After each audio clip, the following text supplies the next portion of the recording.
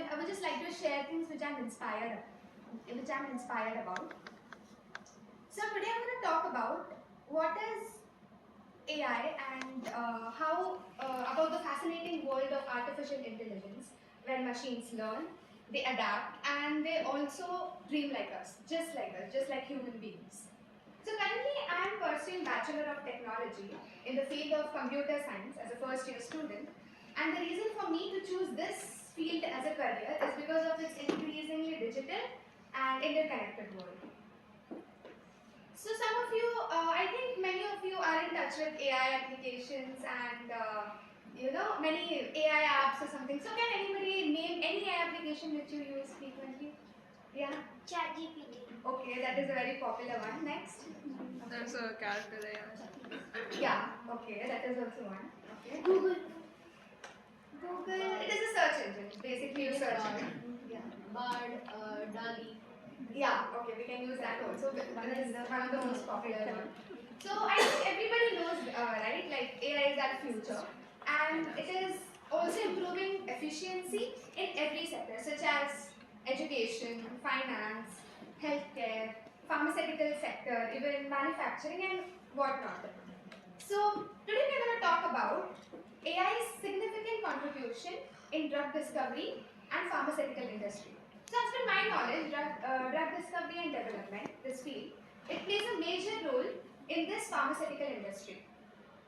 So let's talk about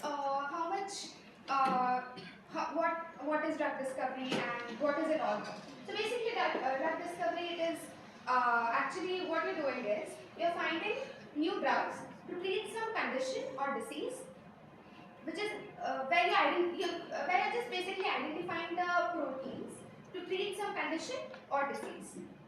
And it involves many steps such as target identification, then testing of compounds, and also evaluating efficacy and safety.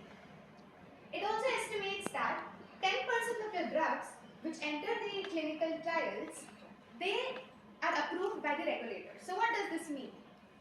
This means that the 10 drugs, they are approved or which are going in the clinical trials, only one drug from that is made it to the patients or in the market.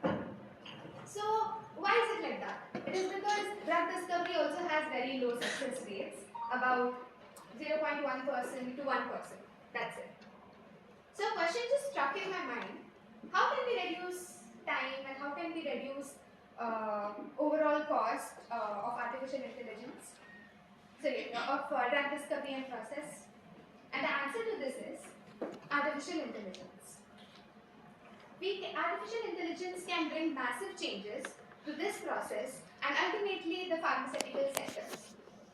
Okay, so let's talk about how AI can bring massive changes and how it is effective and efficient in this pharmaceutical sector in drug discovery and development.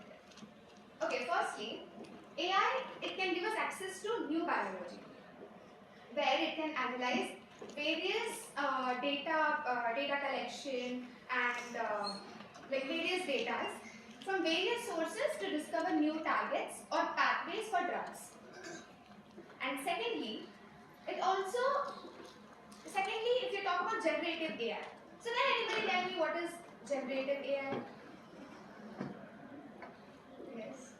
Create something that is given to it. For example, you can give like one topic and we'll take ChatGPT as example. It can give you a line of a whole para or a poem on it. Yeah, okay, right.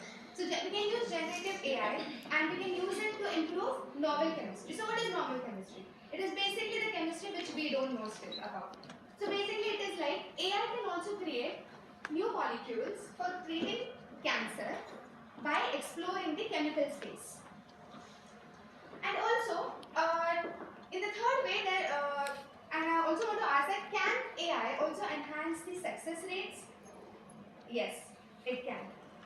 It can identify biomarkers. So I guess biomarkers are basically the natural occurring genes or substances which, by particularly in physiological condition or diseases, can be identified.